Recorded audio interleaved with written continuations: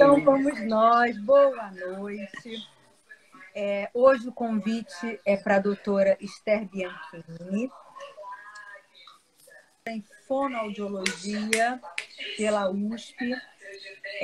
A doutora é professora da pós-graduação da PUC de São Paulo e foi a primeira que se certificou em fonoaudiologia pela. Então, eu estava que a ABS é multidisciplinar, 8 ou 9 conselhos, e isso é que torna a ABS uma associação tão gostosa, porque a gente se enriquece a cada evento, a cada conversa, a cada simples simpósio. Então, nós temos a fisioterapia do sono, que foi a nossa live, inclusive, de terça-feira agora. Nós temos a psicologia do sono, que foi a nossa primeira live, a doutora Silvia Conway. Nós temos a tecnologia na avaliação do sono, né? Um conselho em que a gente tem todas as tecnologias para diagnóstico. Nós temos a cronobiologia, a pesquisa experimental, né? A pesquisa da área básica, onde a biologia estuda e nos ajuda em pesquisas, em muitos diagnósticos, inicialmente em ratos, enfim, em animais. A medicina do sono, né, que hoje é uma área de atuação de 6 especialidades médicas.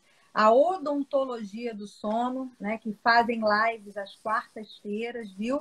Participem às quartas-feiras, né? O nosso grupo, a diretoria da ABROS, da Associação Brasileira de Odontologia do Sono. E nós temos a fonoaudiologia do sono. E a doutora Esther coordena esse conselho, né, já há algum tempo conosco, dedicando seu tempo, sua disponibilidade, ensinando a todos nós. E eu queria, Esther, boa noite para você, que a gente tem uma ótima live, nós temos quase 90 pessoas já nos assistindo, e eu queria que você começasse explicando para a gente o que é fonoaudiologia do sono. Olha, antes de mais nada, eu quero agradecer muito à Associação Brasileira do Sono por poder participar de uma das lives da associação, mas principalmente eu queria agradecer publicamente à Associação Brasileira do Sono, que nos acolheu desde o início dos nossos estudos com a área do sono e continua nos apoiando ao ponto de reconhecer totalmente o nosso trabalho a partir da possibilidade de realizar certificação em fonoaudiologia do sono. Então, agradeço a você, Andréia, a toda a sua diretoria e pelo menos as 3 diretorias anteriores que nos inseriram nesses estudos todos. Então, a fonoaudiologia do sono, ela começou voltada principalmente para o trabalho com os distúrbios respiratórios do sono. Por quê? A fonoaudiologia é bastante grande. A gente tem muitas áreas de especialidade. A área de especialidade que, num primeiro momento, mais se associou com os distúrbios do sono foi a área da motricidade orofacial, porque nós sempre trabalhamos com a musculatura de cabeça e pescoço, especialmente voltado para a área de respiração, sucção, deglutição, mastigação e a articulação da fala. Nesse trabalho, nós buscamos organizar, flexibilizar, fortalecer, ou seja, harmonizar toda a musculatura e funcionalidade desta região. Nós tínhamos um trabalho bastante grande, já de bastante tempo, com a área da disfagia, que seria aquela dificuldade de engolir, engasgos, tosse, e que pode ser bastante grave. Esse nosso trabalho era composto de acompanhamento e treino funcional de deglutição, da forma segura de engolir, por meio, inclusive, de fortalecimento, organização da musculatura da orofaringe e da faringe, para que deglutir fosse seguro, sem engasgo. Essa mesma mão é a responsável pelo ronco, pela sono, fazendo com que nós tivéssemos familiaridade com esses estudos, com essa região. Então, a fonoaudiologia do sono que começou especificamente com distúrbios respiratórios do sono e também associado com a área da odontologia e da otorrina, as cirurgias orofaríngeas e as cirurgias orofaciais. A fonoaudiologia do sono é mais que isso, porque muitas vezes nós víamos clientes que traziam, por exemplo, seus filhos com queixas de déficit de atenção, hiperatividade, dificuldade de fala, de concentração na escola. E a gente começou a verificar que essas crianças, esses adolescentes, também tinham os problemas de sono. Então, dormir bem é fundamental para você ter uma concentração no dia seguinte, para você ficar atento, para você ter boa memória.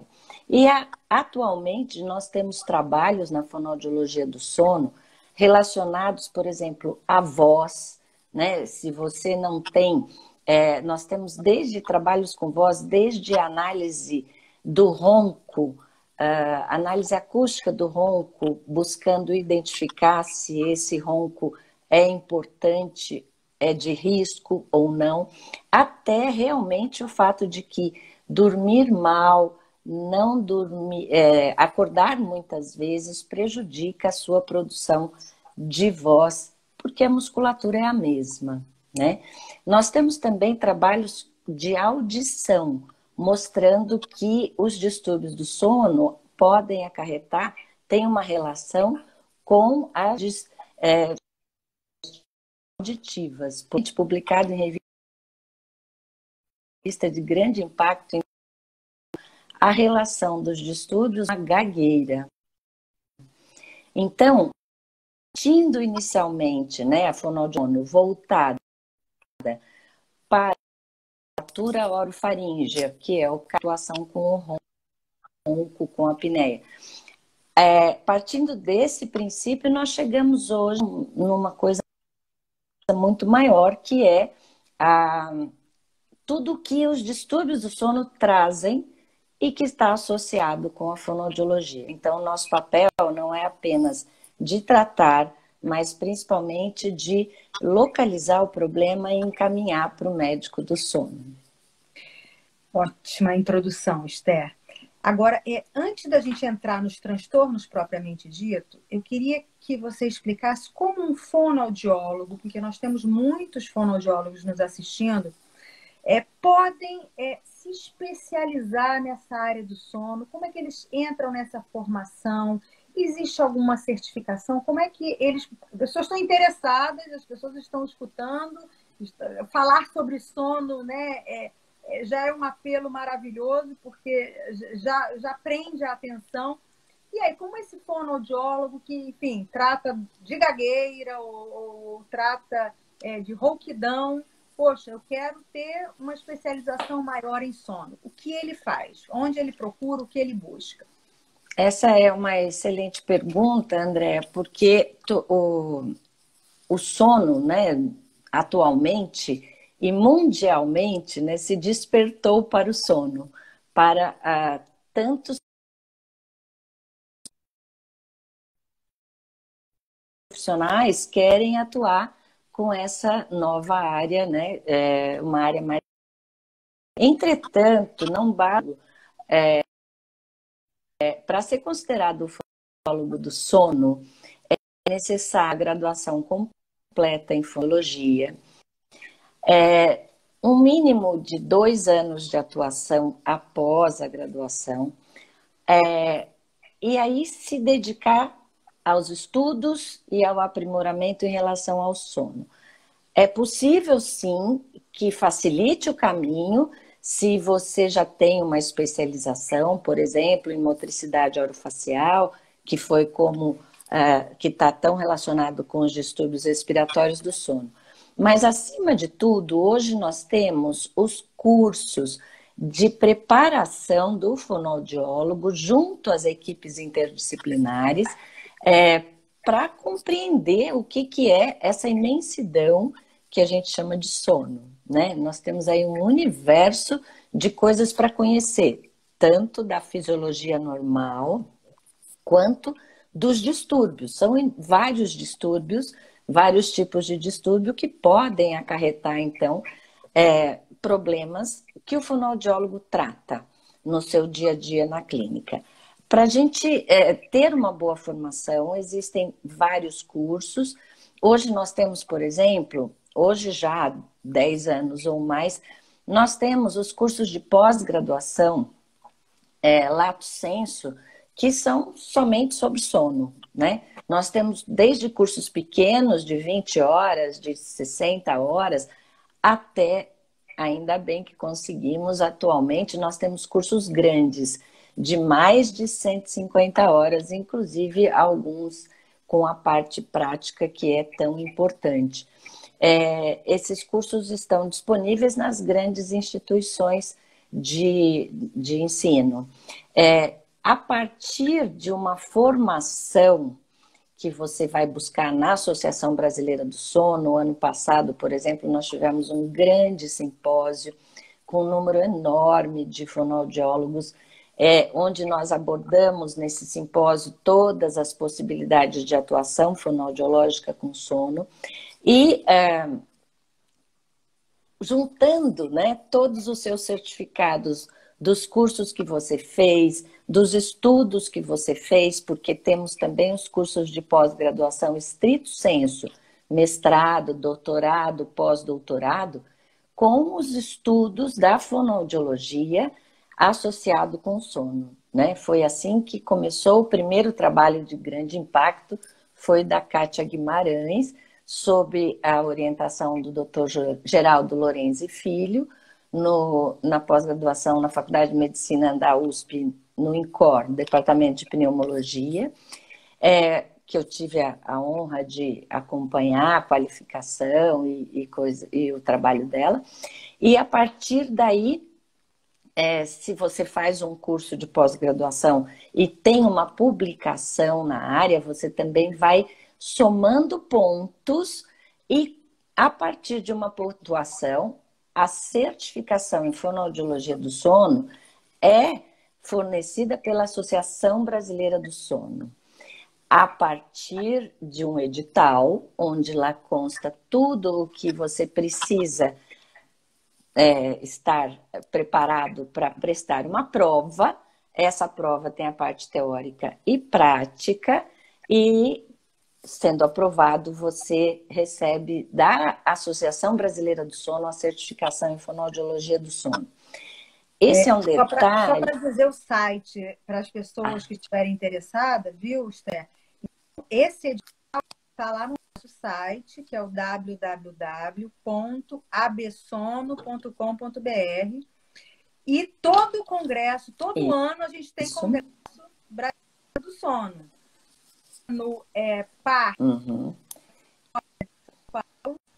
E o ano. Hoje, não, o ano. O ano par é em São Paulo, sempre. Por exemplo, é sempre em dezembro. Inicialmente, o formato ainda está presencial, mas pode ser, dependendo da evolução da pandemia, que exista o congresso, mas ele torne-se virtual, né, como vários congressos estão acontecendo. E o ano ímpar é sempre numa cidade satélite que é escolhida, que é votada em assembleia no congresso. E nesses congressos brasileiros sempre temos cursos específicos para fonoaudiólogos que tenham interesse na área, né? Inicialmente, às vezes, são cursos iniciais, né? Para fomentar o interesse, saber como é que essa área funciona. Só queria dar esse toquezinho. E também, por favor, gente, podem perguntar, tá? Podem fazer as perguntas que eu vou anotando aqui e a gente, no decorrer, vai perguntando as dúvidas de vocês. Pronto, Esther, pode continuar. Então, esse é um dado muito importante. No congresso do ano passado, nós tivemos um curso pré-congresso, bastante amplo, que possibilitou já também, nós tivemos muitos inscritos, que favorecem a qualificação desse profissional. Um detalhe muito importante que eu dizer a todos que estão nos assistindo, especialmente fonoaudiólogos, é que o valor dessa certificação da Associação Brasileira do Sono em relação à fonoaudiologia tem um valor muito grande. Por quê? Porque é um reconhecimento das outras áreas, das outras profissões em relação ao nosso trabalho. Então, é como se outras profissões, a medicina, a odontologia, a fisioterapia, quer dizer, nós estamos fazendo parte de várias profissões que têm a credibilidade da Associação Brasileira do Sono e, como nós já estivemos juntas em vários congressos fora do Brasil, nos mundiais do sono, a credibilidade da Associação Brasileira do Sono é muito grande mundialmente. Então, o Brasil é o primeiro país. Nós somos pioneiros na área da audiologia do sono e nós somos pioneiros em ter o reconhecimento de uma associação multidisciplinar do sono. Então, é um valor muito grande. A gente não está sendo reconhecido somente pela nossa classe, nós estamos sendo reconhecidos pelas outras também. Não, mundialmente, em termos até de publicações, nós temos, o Brasil está no ranking ali das publicações, um dos principais, um dos 10 mais que publica nesta área do sono. Então, realmente, a gente está muito bem posicionado e crescendo junto com todas essas áreas, e um congresso multidisciplinar em que a gente tem uma mesa em que o fonoaudiólogo coloca a sua posição, o cirurgião coloca a sua posição, o pneumologista e o neurologista, a psicóloga. Então, a gente tem... isso é muito enriquecedor. Todos nós, palestrantes ou participantes, crescemos muito quando estamos juntos, né, conversando, porque é interdisciplinar. Mas vamos nós, Esther. Então, vamos falar um pouquinho sobre o ronco propriamente dito, né? O que é esse ronco? Como é que roncar é um problema? A gente roncar pode ser considerado normal ou nunca é normal? Como é que você diria aí para esse nosso grupo através do ronco? Esse tema do ronco é bastante interessante, né? E é muito intrigante. Por quê? O roncador, aquele que ronca, normalmente não tem a menor consciência disso. E diz que não ronca. Acredita que não ronca, né? Discute com o parceiro que quem ronca é ele, eu não, é você. Ou então que você que tem o sono muito leve, porque eu não ronco quase nada. Então, isso acontece porque a gente realmente está dormindo, não tem consciência do nosso ronco. Exceto quando esse ronco acorda a própria pessoa. E a gente tem relatos dos pacientes que dizem, eu acordo com o meu próprio ronco, mas se a gente vai perguntando, ele acordou com o ronco e com a sensação de engasgo, e com a sensação de tosse ou de sufocamento. Esse ronco é muito importante. Agora, a princípio, como diz o Dr. Geraldo Lorenzi, roncar não é pecado, mas eu continuo dizendo que é um sinal de alarme. Então, alguma coisa está acontecendo. O ronco é muito frequente na população adulta, né? Agrava, vai aumentando com a idade. Os homens inicialmente roncam mais, mas depois as mulheres, infelizmente, os alcançam quando vão ficando mais velhas. E esse ronco pode ser desde um ronco primário, que é um ronco no sono menos profundo, um ronco mais suave, até o ronco que a gente conhece por ronco ressuscitador, que é um ronco alto, brusco, e que significa realmente que a pessoa teve uma parada temporária da respiração, que é a apneia obstrutiva do sono, que pode ser uma característica da apneia, e um indicador da apneia, e em seguida ele tem aquele ronco forte para sair daquela parada respiratória, o que é bastante importante e necessita de tratamento. Entretanto, né, a gente se pensar atualmente nesses tempos de isolamento, né, é bastante prazeroso, né, você ter um companheiro, uma companheira para dormir junto.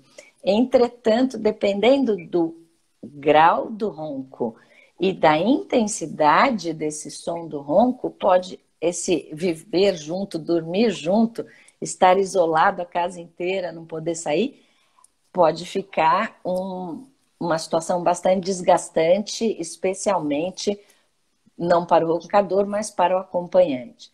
Só para ter uma ideia, né, do que a gente está falando de ronco, a gente tem ronco, a intensidade da fala está em torno aí de 55 decibéis. Existe uma variação grande, mas estou dando um pequeno exemplo.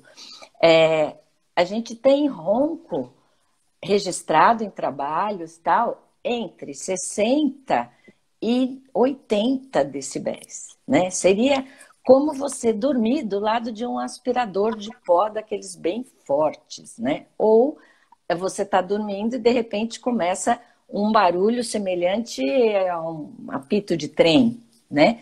Ou seja, pode ser muito alto, pode ser muito frequente e pode então indicar que alguma coisa está errada, né? E é nesse caso que a gente deve procurar um médico para que se saiba o que está acontecendo. Existem inúmeras causas. A gente pode comentar algumas delas também. Olha, muitas perguntas chegando aqui, eu não estou dando conta. Eu quero também saber se melhorou o áudio. As pessoas estavam reclamando um pouquinho que estava falhando. Então, a questão da certificação é pela ABS, procurar no site da ABS. Perguntaram esse curso maior, Esther, de 160 horas, qual é a universidade, se você sabe aonde a gente pode indicar para essa pessoa procurar. É a Federal de São Paulo, a Escola Paulista de Medicina, né? Só que esse curso, como tudo esse ano, a gente está vendo o que vai acontecer, né? Coordenado pela doutora Giovana Diaféria, e é um dos maiores que tem com a parte prática. Existe outro curso também em Campinas,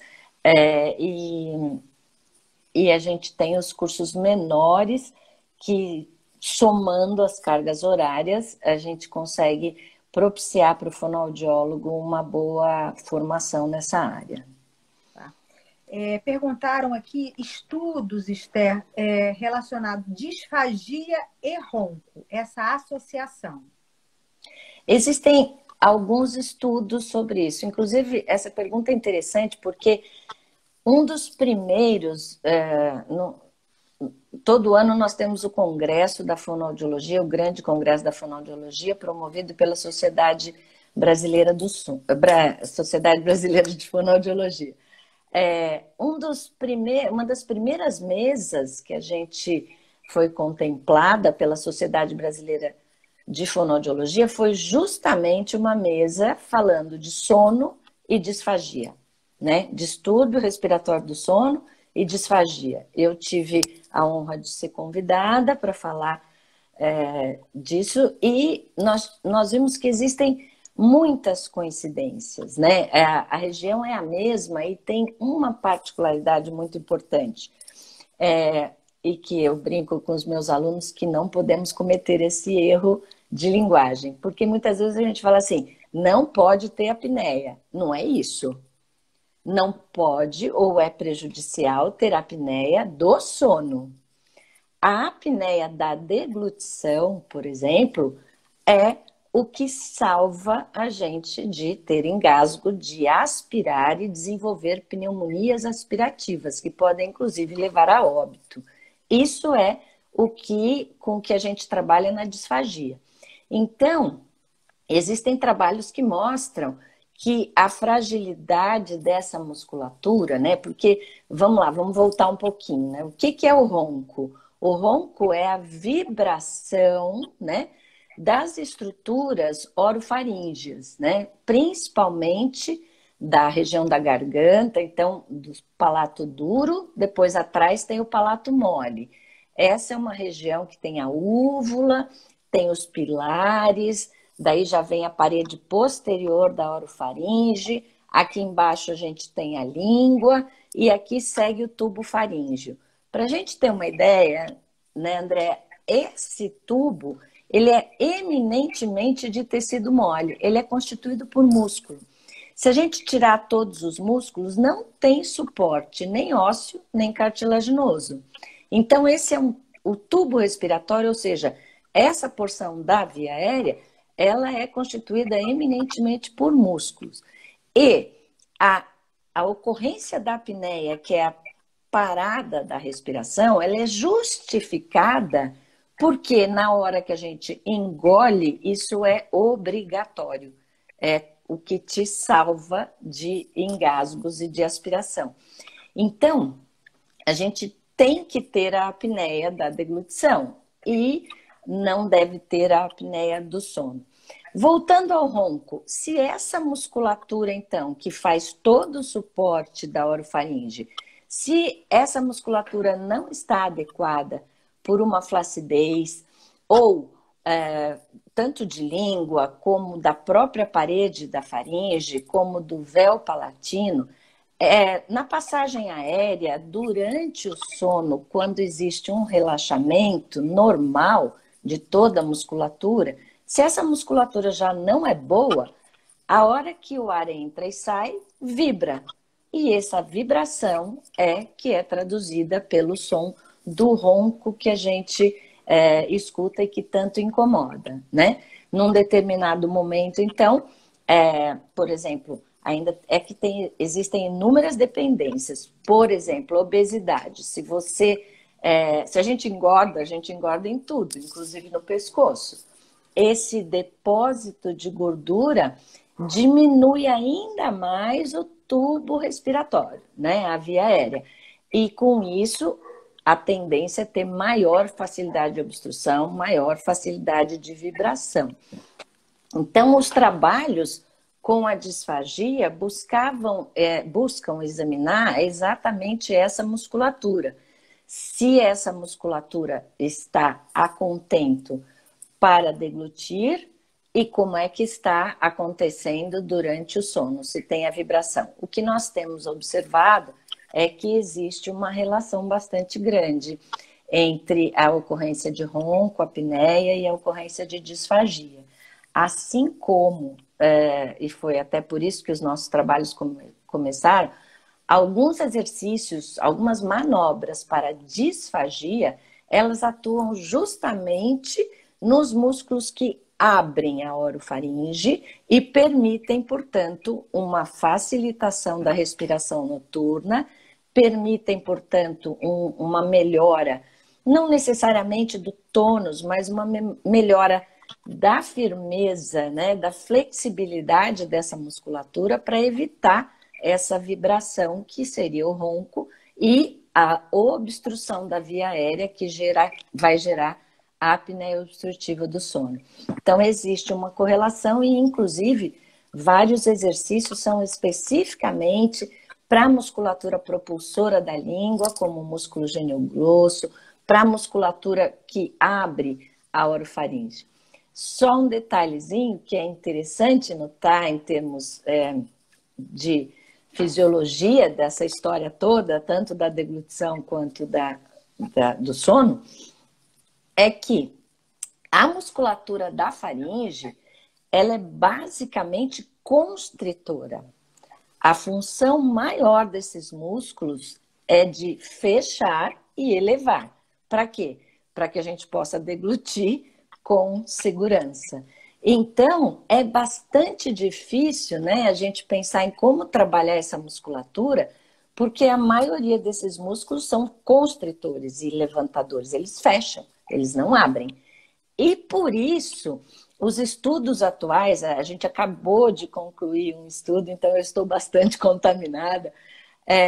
Nós acabamos de terminar um estudo agora na universidade que eu dou aula no pós-graduação, na PUC de São Paulo, onde a gente está, né, tentando responder as perguntas que fizeram para a fonoaudiologia desde 2009, quando a doutora Kátia Guimarães publicou o artigo na revista de grande impacto, mostrando a melhora, né, em torno de 40% da apneia, do sono e tal. Logo depois que ela publicou isso, veio uma resposta, uma pergunta pela revista de um leitor, uma pessoa importante no sono, assim, ok, lindo, funciona, mas por que funciona? Como funciona? Nós estamos tentando responder com precisão essa pergunta até agora.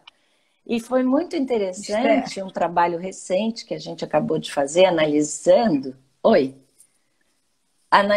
o que acontece com a musculatura. Então, não é apenas tonificar, porque é muita voltar à funcionalidade. Olha, temos muitas perguntas, entendeu? E o tempo voa. É verdade. Você já explicou a questão do ronco, as pessoas falando se o ronco era nasal ou oral, então a gente vê que ele reverbera, né? E ele chega até a vibrar, tem uma ressonância no nariz, mas você explicou essa questão.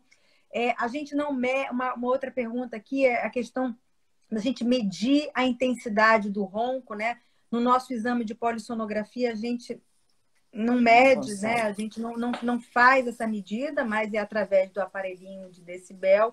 Muita gente referindo que o marido ronca ou que está roncando muito alto e que que o peso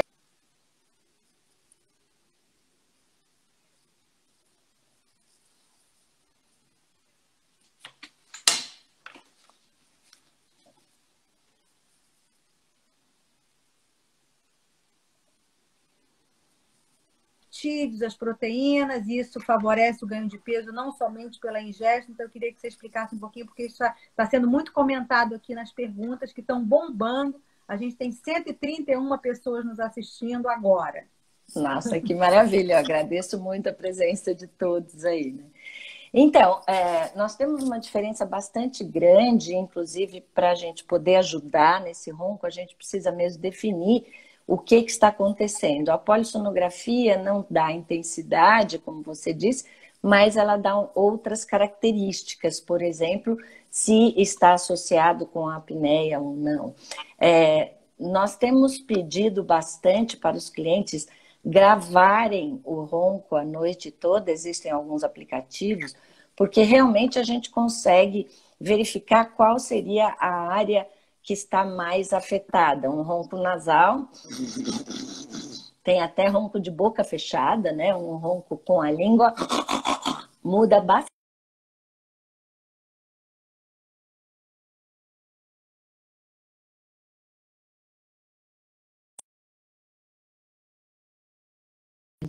O sono induzido, que podem dar exatamente o local de vibração. Mas esse exame somente... Oi? Travou? Não, é que deu uma falhazinha agora, mas voltou. Tá travado? Não, agora não, já voltou. Tá. Já tá ótimo. Tá. Então, para a gente ter uma precisão de... Isso. Para a gente ter uma precisão de qual é a região que está vibrando e originando aquele ronco, Então, eu dizia que a gente pode escutar e tentar verificar como ele acontece. Existe até o ronco de boca fechada, né? O sujeito está dormindo e está roncando, ele pode ser bastante alto. E existe a sonoendoscopia, que dá para ver o sítio de vibração e o sítio de colapso. Porém, é um exame bastante controverso e que tem que ser realizado, solicitado pelo médico. Então, nós vamos tentar abordar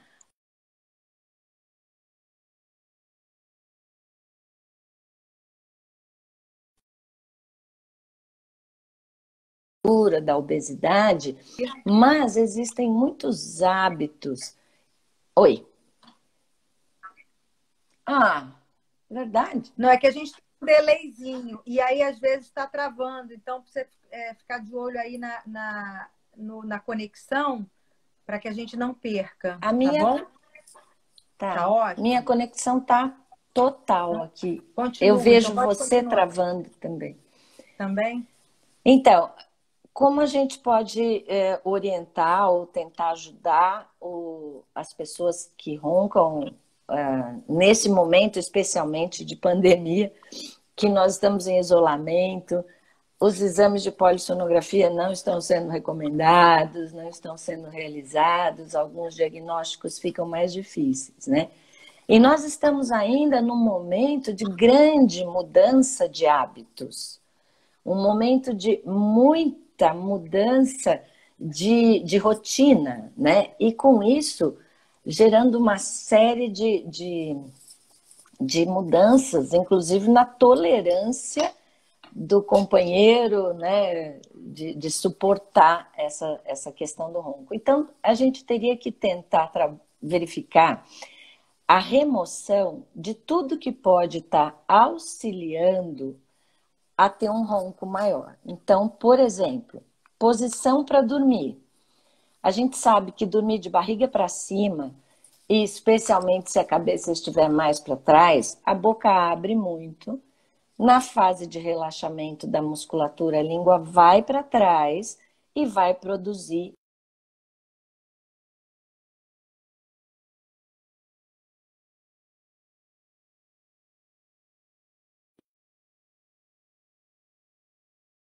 né? Deveria sempre dormir de lado, a gente recomenda o uso de travesseiro, orienta uma organização da postura para diminuir a possibilidade do retroposicionamento. Uma outra coisa Tem uma perguntinha aqui, muito importante e que Esther, uma perguntinha aqui exatamente do que você está falando, o maior relaxamento.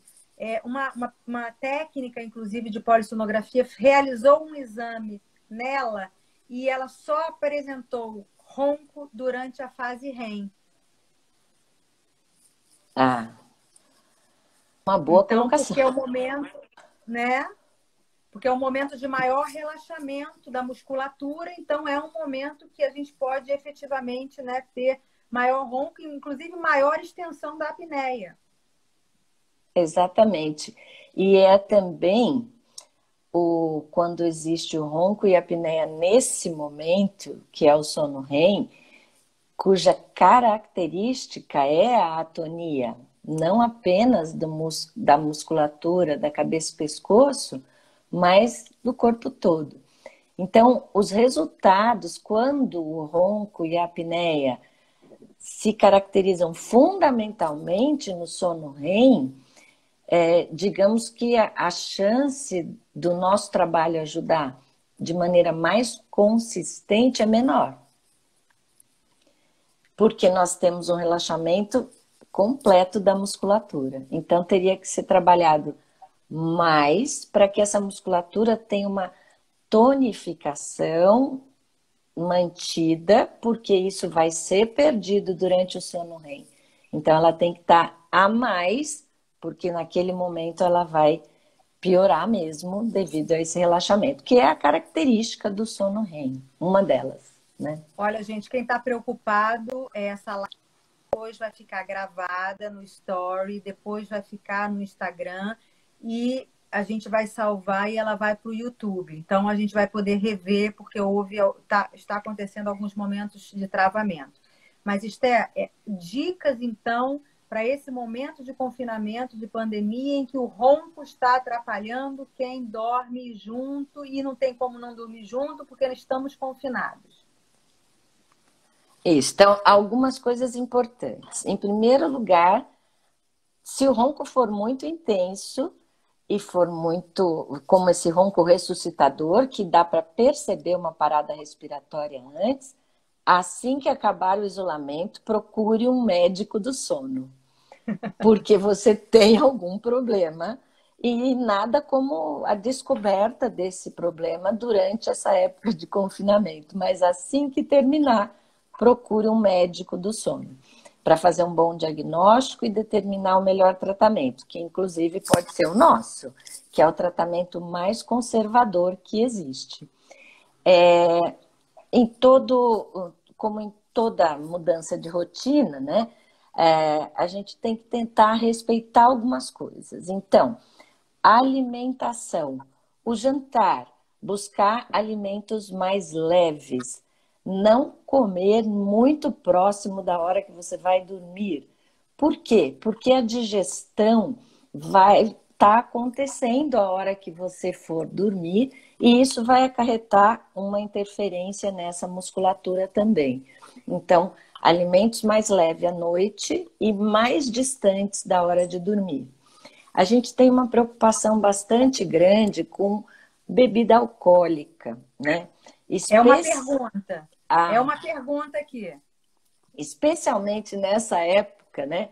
Eu tenho uma amiga que certamente, uma fonoaudióloga muito querida, que está nos assistindo, que assim, nada como uma tacinha, né? Quer dizer, especialmente nessa época que estamos todos estressados, ansiosos, com medo de morrer, né? Pode acontecer isso daqui a um mês. Olha que bom que gravamos a live. Então, a gente parece que estamos tendo uma tendência maior como não vou trabalhar amanhã cedo, uma cervejinha, um vinho, um espumante, um whiskinho a mais, né? E isso dá a sensação que eu vou dormir melhor. Por quê? Porque a bebida alcoólica, ela causa um relaxamento da musculatura. Existem vários pacientes que falam assim para mim, não relaxo nada, não relaxa a musculatura. Aí eu peço para esse paciente, para essa pessoa que não acredita nisso, imitar um bêbado. Fale como se você fosse um bêbado. Imediatamente a pessoa amolece a musculatura para falar igual um bêbado. Ela se entorta, ou seja, o que a bebida alcoólica produz? Um relaxamento grande da musculatura. Então, bebeu ronco, não tem muito mistério, né? Bebeu mais, roncou mais. E o risco de apneia também, da apneia do sono também aumenta. Então, evitar a bebida alcoólica, ou pelo menos tomar bastante antes, né? Bebe um vinhozinho enquanto está fazendo o jantar, que você vai dormir melhor, né? Perguntaram aqui uma coisa muito importante, que é com o uso do CPAP. Pacientes que já usam CPAP. Essa terapia, esses exercícios, a postura, o posicionamento, o que isso pode ajudar? É uma ótima pergunta. O uso do CPAP, né, é o padrão ouro de tratamento, quer dizer, é o que realmente, mundialmente, é considerado o tratamento para o ronco e para a apneia do sono. É impressionante, as primeiras, na vida, polissonografia que eu vi, depois que o paciente estava com o CPAP, assim, acabou o problema dele, né?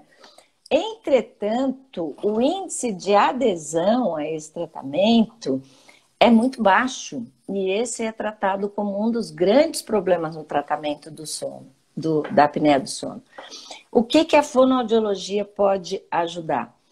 Parece incrível, mas essa região aqui, onde vai ter a máscara e a pressão que o CPAP vai fazer, são coisas novas para aquele indivíduo e ele pode rejeitar aquilo.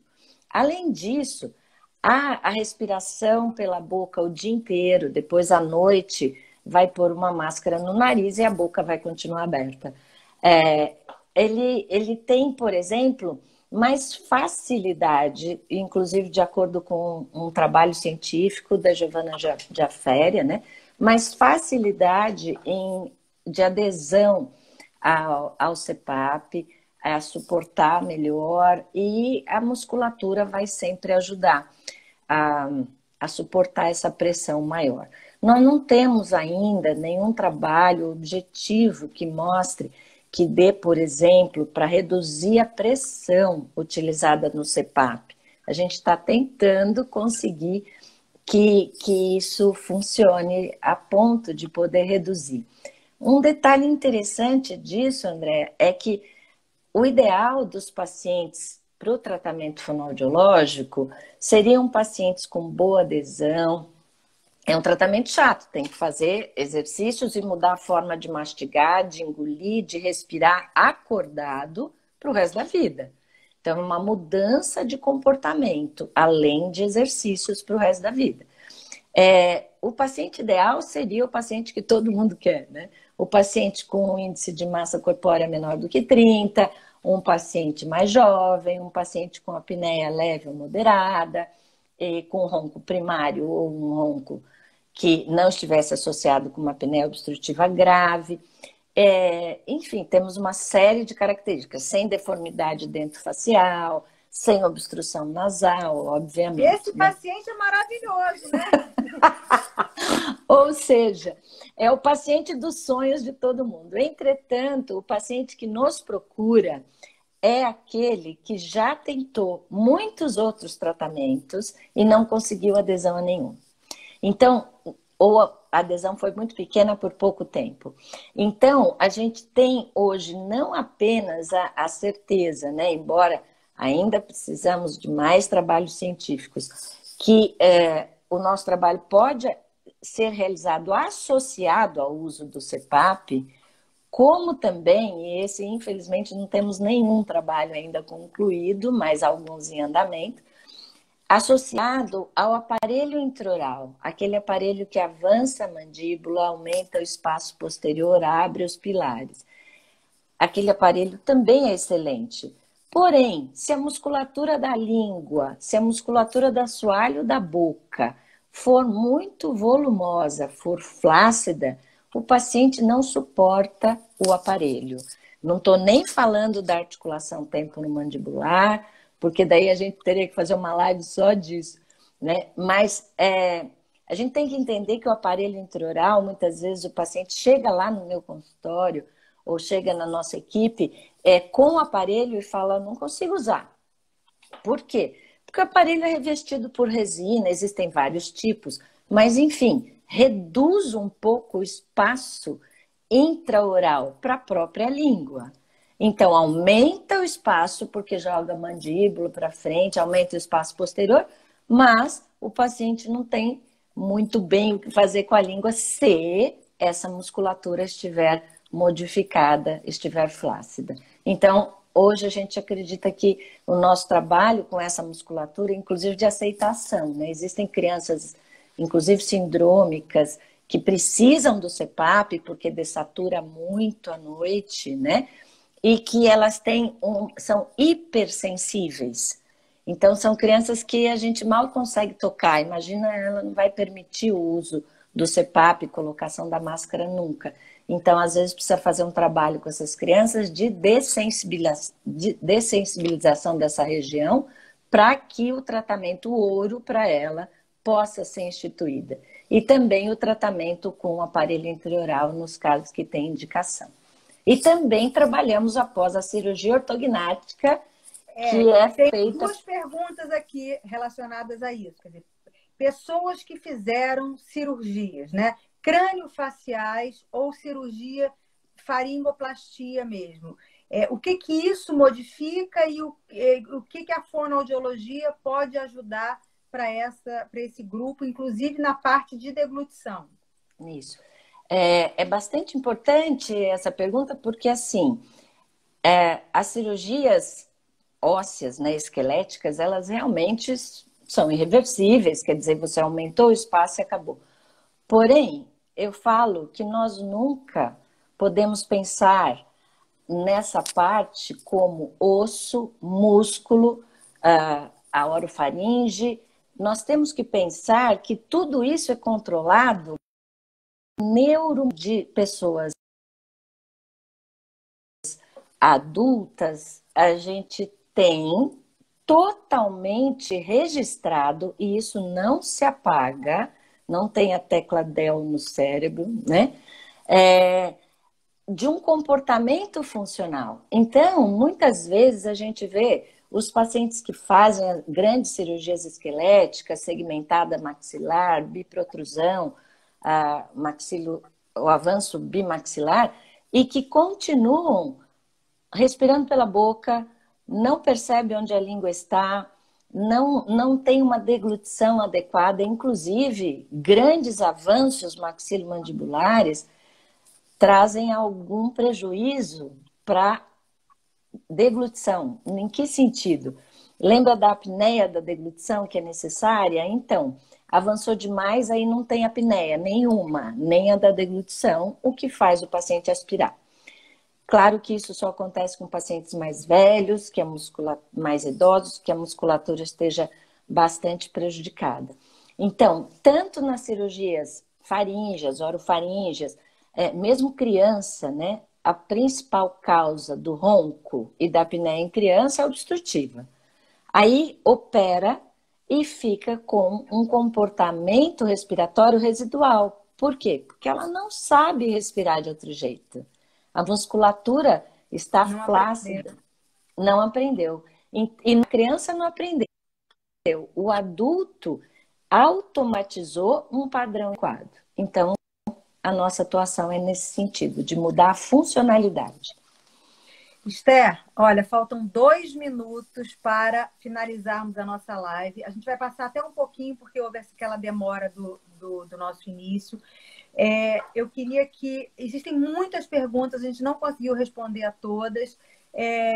Eu queria que você tentasse ajudar as pessoas que estão em casa, que estão nessa pandemia, que estão vivendo esse ronco pessoalmente, se sentindo mal, porque estão, enfim, alterando a vida dos outros, ou o outro, o que ele pode ajudar e quais são os exercícios, o que ele pode fazer para melhorar essa musculatura orofaríngea nesse momento, até buscar ajuda de um fonoaudiólogo, de fazer a polissonografia. Também tem uma pergunta aqui, nesse momento de pandemia, polissonografia eletiva não está sendo feita. Algumas domiciliares, em casos assim, extremos, os laboratórios estão indicando com toda a EPI, mas assim, aqueles casos específicos não está sendo feito de rotina. Espero que daqui a um mês, eu acho que lá começo de junho, a nossa vida deva começar a retomar e a gente fazer mais diagnóstico e mais tratamento, né, Esther? Então, o que a gente pode fazer aí para ajudar esse grupo que está roncando? Então, em primeiro lugar, medidas simples de higiene do sono, né? Então, uma delas, dormir é posição para dormir. Dormir de lado. Coloca um travesseiro no meio das pernas, porque daí dificulta, inclusive, você se movimentar e fica mais confortável para a articulação coxo-femoral. Pode ter um outro travesseiro no braço para que você realmente durma de lado bastante o seu ronco. Olha, então você estava falando das considerações finais, né? De deitar de lado, de fazer a higiene. De tentar não se alimentar muito próximo da hora do sono, evitar bebida alcoólica. E existem alguns exercícios, mas infelizmente o ideal seria que a gente realizasse uma avaliação que o fonoaudiólogo faz bastante detalhada para tentar entender qual a musculatura que precisa ser trabalhada. Uhum. Basicamente é a musculatura da base da língua. Pode ser necessário trabalhar com a língua em si, e a gente vai tentar propiciar movimentos, né? Ó.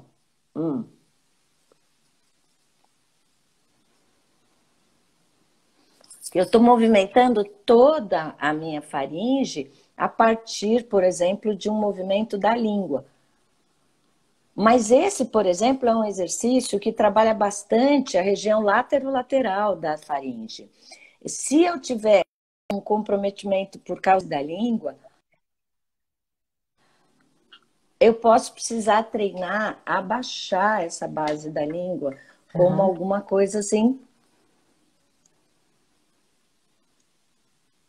Só que nós somos os profissionais, quer dizer, a gente faz com uma certa facilidade. Facilidade. Algum O instrumento de paciente, sopro? Algum isso, instrumento?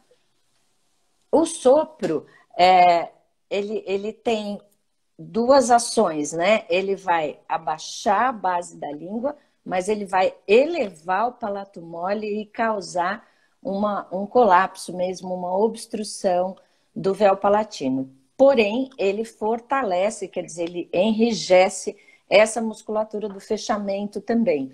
Então, pode ser algum exercício de sopro, mas teria que ser de sopro intenso, né? Não é apenas um sopro leve, teria que ser. Existem alguns equipamentos respiratórios para ajudar, que podem ser usados também.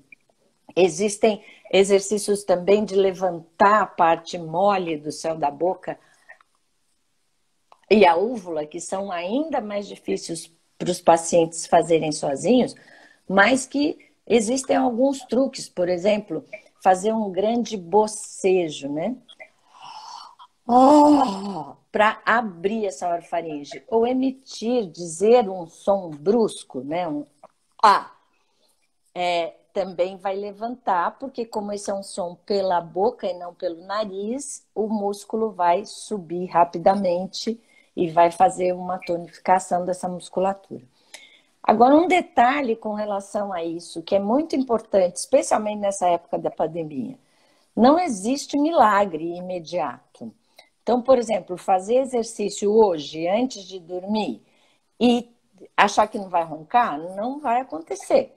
A musculatura demora em torno de, sei lá não, a gente tem números exatos, mas em torno de 4, 6 semanas, em alguns casos, 8 semanas, para ter uma mudança nessa musculatura, uma mudança efetiva. Então, o que você pode começar hoje, né? Fazer bastante sopro intenso, abaixando a língua,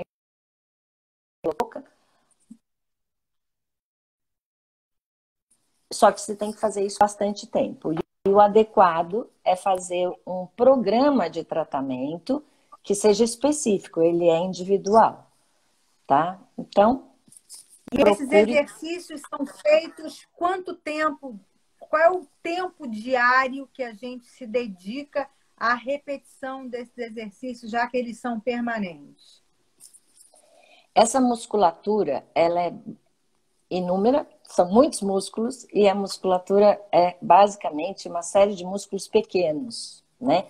Com exceção da musculatura da língua, especificamente o genioglossus, que é um músculo grande. Então, se essa pessoa sentar e ficar meia hora, uma hora fazendo exercício, com certeza ela vai provocar um cansaço nessa musculatura. Fadiga. E a musculatura com fadiga, ela tem uma resposta pior do que se não fizer nada. É por isso que a gente pede para que o paciente tenha a orientação do profissional fonoaudiólogo na realização. Então, basicamente, eu peço para fazer pouco, muitas vezes ao dia. Muitas vezes ao dia, assim. Se for fazer xixi, faz um. Lavou a mão, faz outro. Quantas vezes você faz isso por dia? Agora, na Várias. pandemia, a mão tá bombando, Tempo hein? todo. Mas, basicamente, a gente orienta que faça ao menos 3 vezes por dia. A maioria dos exercícios, né? Qual exercício, quantos que esse paciente num trabalho bem individualizado.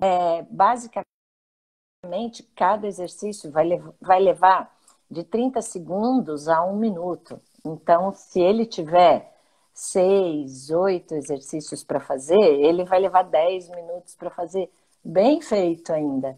Só que não basta uma vez por dia. Além disso, de nada adianta fazer um exercício assim, por exemplo, que está baixando a língua, se na hora de engolir, essa pessoa faz o movimento oposto. Tá? Então, essa musculatura, a gente engole mais de 3.000 vezes por dia. Fazer exercício 10, 15 vezes ao dia não vai ganhar de uma função de deglutição inadequada, de uma função da musculatura inadequada. Então, se a pessoa fica assim, habitualmente, né, ou porque a musculatura está flácida, ou porque ela já acostumou mesmo, a gente tem que trabalhar não apenas o exercício, mas o apoio dessa musculatura é na mastigação, na deglutição e na respiração nasal, com apoio de língua em todo o palato duro. Esther, olha, eu acho que a gente ficaria aqui mais algumas horas, né? Pediria um jantar e cearíamos todos juntos, né? Nessa quarentena. Eu acho que o que ficou aqui de muito importante foram duas questões.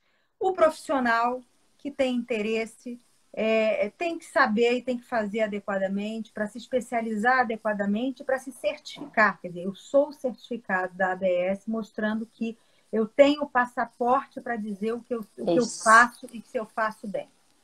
E o paciente não é automedicação, não é entender ou procurar na internet e fazer, né, por autorrecreação. A gente tem que diagnosticar o ronco, a gente tem que diagnosticar a apneia, a gente tem que avaliar qual é o melhor tratamento, é conservador, é cirúrgico, um não impede o outro. O fato de ter uma apneia grave e utilizar o CPAP não significa dizer que um tratamento coadjuvante com uma fonoaudiologia não vá ajudar até a minimizar esse índice de apneia, até a diminuir essa pressão do CPAP. Enfim, é um conjunto e, por isso, volto a dizer, a multidisciplinaridade, né? Então, olha, eu queria te agradecer muito, foi, assim, muito elucidativo para todos. Todos nós aprendemos. Nós tivemos mais de 130 pessoas o tempo todo, até 1 hora. Infelizmente, muitos pensaram que a gente não conseguisse voltar, mas já temos 51 pessoas aqui nesse momento, né? Então, eu queria agradecer muito a vocês, Esther. Se duvidar, a gente daqui a pouco faz outro, a gente repete, né, com outros temas. Tem muita pergunta que, infelizmente, a gente não conseguiu ter espaço, mas eu queria te agradecer e agradecer vocês que estão aí conosco. É muito bom, é muito interessante ver o quanto sono é importante, o quanto as pessoas querem aprender mais sobre sono. E muito complexo. E muito complexo, não é fácil. Complexo. A gente pensou, agora, a gente em maio ia fazer um curso multidisciplinar. Estava pronto. Ele acontecerá. Nós iríamos fazer um curso com todos esses conselhos. A gente teria salas com técnicos de polissonografia, psicólogos, fonoaudiólogos, fisioterapeutas, enfim, muita gente envolvida para estudar e para falar sobre o sono. E, com certeza, a gente vai fazer isso online, a gente vai fazer isso, vai gravar, de alguma forma esse curso sairá, porque ele já estava no forno e, infelizmente, essa nossa situação nos impediu de fazê-lo ao vivo. E no congresso desse ano, no congresso do final desse ano, o Conselho de Fonoaudiologia da Associação Brasileira do Sono está organizando nos seus projetos a realização de curso pré-congresso e da certificação em fonoaudiologia do sono, mais um concurso de certificação em fonoaudiologia do sono. Então, assim, é uma honra estar aqui, né? A Andrea sabe o quanto que é gostoso a gente fazer as nossas reuniões, é sempre muito gratificante estar lá com vocês, com todo o time. Já estou lá há 6, né? Algumas pessoas mudaram e eu permaneço. Isso é uma grande honra. Quem é bom, ó, E, quem é bom fica. Fazendo o quê? e eu realmente, se vocês acharem interessante, se tiverem disponibilidade aí na organização da Associação Brasileira do Sono para a gente fazer outras lives, eu estou à disposição. É Com uma grande certeza. honra. Não tem a menor dúvida, porque a audiência foi enorme, o interesse foi grande. Então, você será convidada em breve. Tá bom, Obrigada, mais querida? uma Tudo de vez, muito bom, muita obrigada. Um saúde, fique beijo segura, tudo e de bom logo a para gente você. possa se abraçar, né? Se Deus quiser. É Um isso aí. beijo. Um beijo. Gente, Tchau, obrigada a beijo. todos. De nada. Tchau. Bom, eu queria, só para finalizar, a gente está fazendo live toda terça e toda quinta, sempre às 19h30. Na próxima terça, a live vai ser um pouquinho diferente, vai ser às 19 horas, e a gente vai ter, seremos eu, o doutor Luciano e o doutor Pedro, que trabalha numa indústria, na Takeda, e nós faremos esse bate-papo mais até para profissionais da área de saúde, e será meia hora mais cedo, tá? E aí entrem lá no www.absono.com.br, porque haverá também um web meeting. Então, é interessante, acho que tem que se inscrever. Mas vai ser só essa terça-feira. Quinta-feira que vem, nós voltamos a falar sobre saúde mental e pandemia. Tá bom, gente? Muito obrigado. Ficamos aí um pouquinho mais tempo, mas eu acho que foi produtivo. Um abraço. Até mais.